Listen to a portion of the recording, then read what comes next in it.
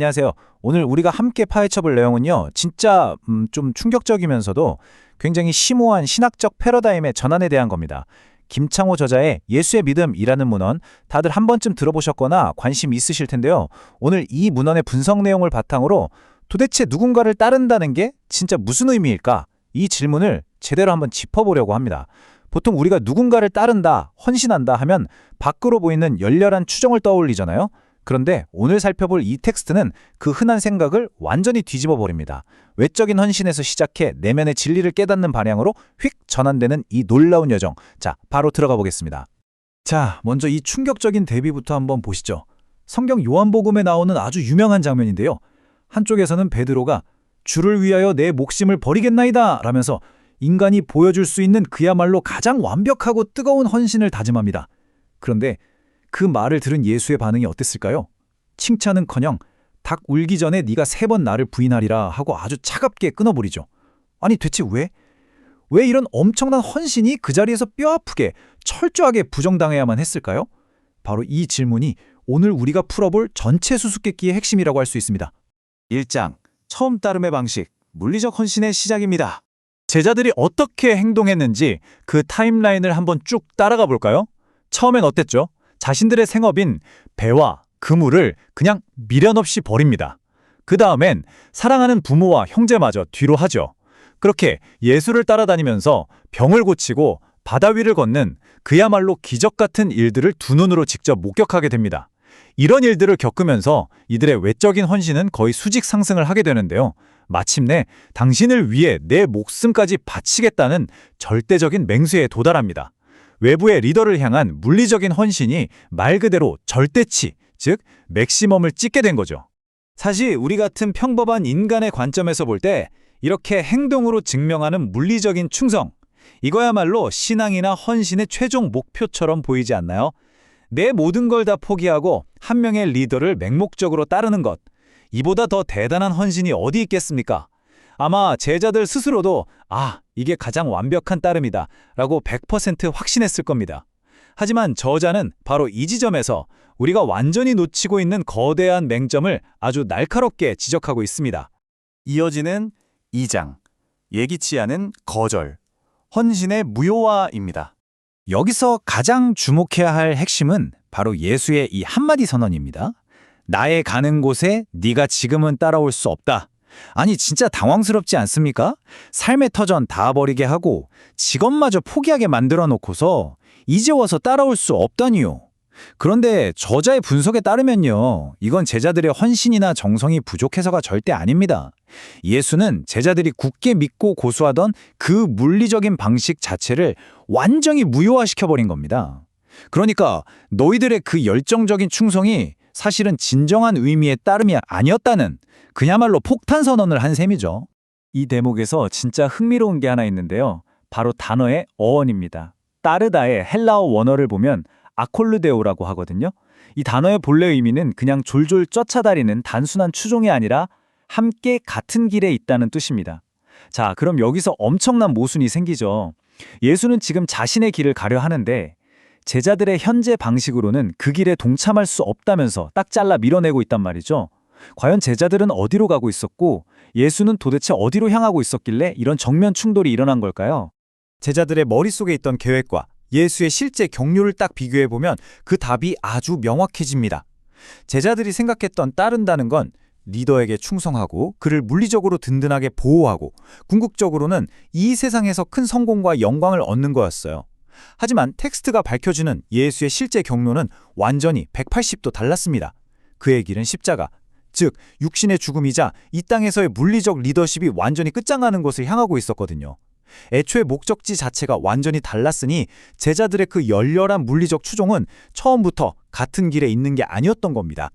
다음은 3장, 십자가와 상실, 물리적 실체의 소멸에 대해 살펴보겠습니다.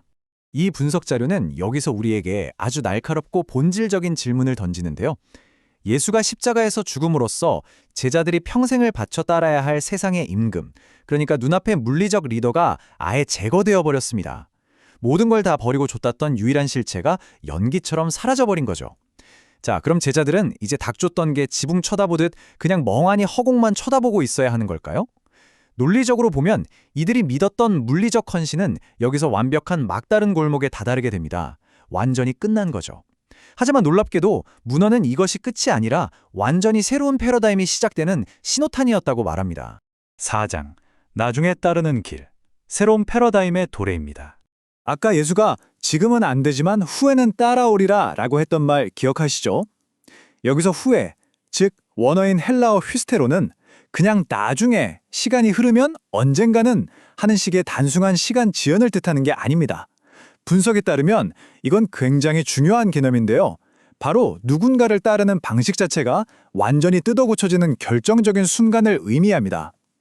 다시 말해 눈에 보이는 외부의 대상을 쫓던 그 첫 번째 방식이 완전히 죽어 없어지고 그 자리에 전혀 새로운 두 번째 방식이 짠! 하고 나타나는 바로 그 전환적이라는 거죠. 그래서 저자는 이 구조를 크게 두 개의 시대로 나눕니다. 십자가에서 완전히 끝나버린 과거가 눈에 보이는 육신을 따르는 알파의 시대였다면 그 이후에 도래하는 새로운 시대는 보이지 않는 영을 따르는 이른바 오메가의 시대라는 겁니다. 더 이상 눈앞에 있는 어떤 외부 대상을 졸졸 추종하는 게 아니라 눈에 보이지 않는 영적인 따름으로 엄청난 질적 도약이 일어나는 순간인 거죠. 완전히 차원이 달라진다고 볼 수 있습니다.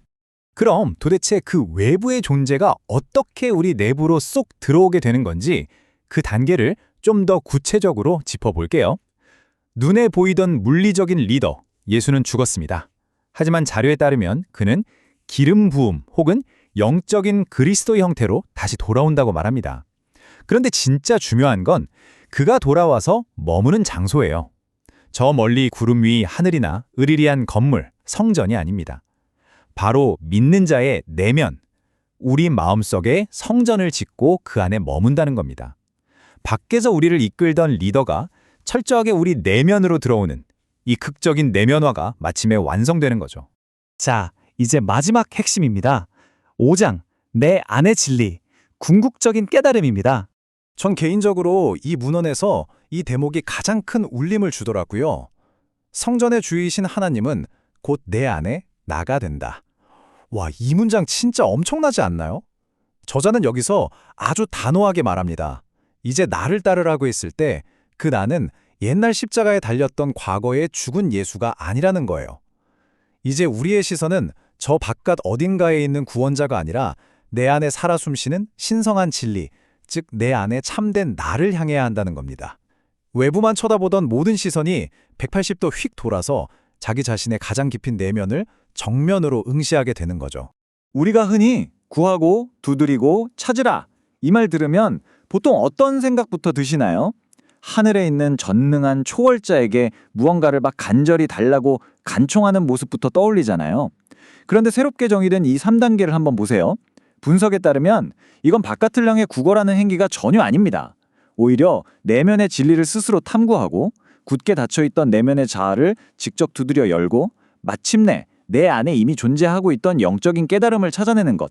즉, 지극히 주체적이고 역동적인 내부 탐험의 과정으로 완전히 재해석되고 있습니다.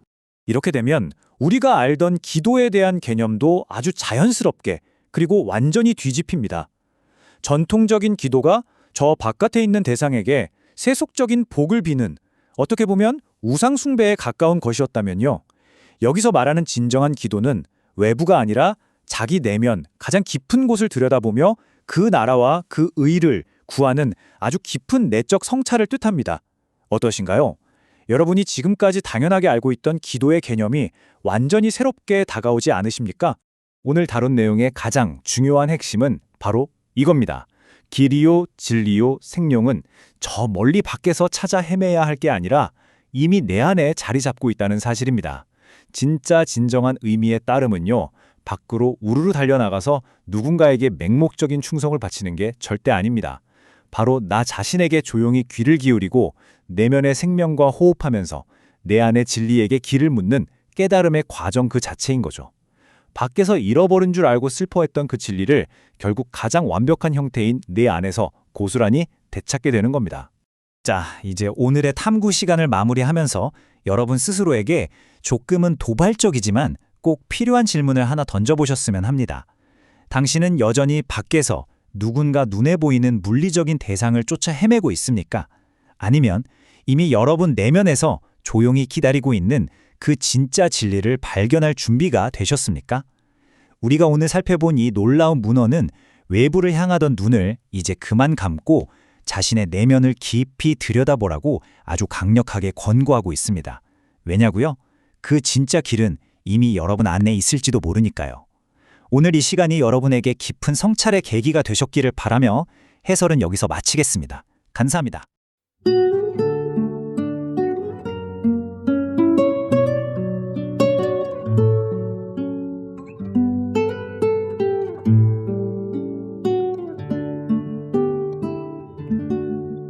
좋은 밖에서 예수를 줍었어.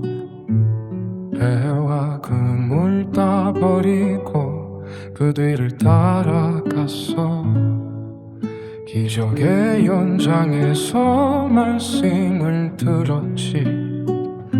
목숨까지 바치리라 다짐하며 헌신했지. 육신의 욕심으로는 결국 부인하게 돼. 알파의 시대는 진정한 다름이 아니야. 이제는 내 안에서 길을 찾아야 해.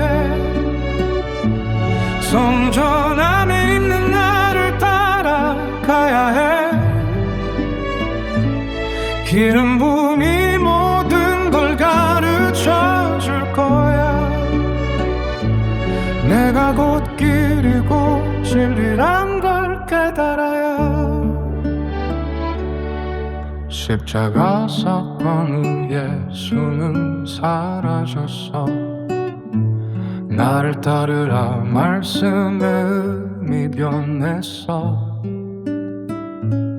영을 따르는 오메가 시대 왔어. 내 안에 진리와 하나됨을 알았어. 육신의 욕심으로는 결국 부인하게 돼. 알파의 시대는 진정한 다름이 아니야. 이제는 내 안에서 길을 찾아야 해. 성전 안에 있는 나를 따라가야 해. 기름 부음이 모든 걸 가르쳐 줄 거야. 내가 곧 길이고 진리란 걸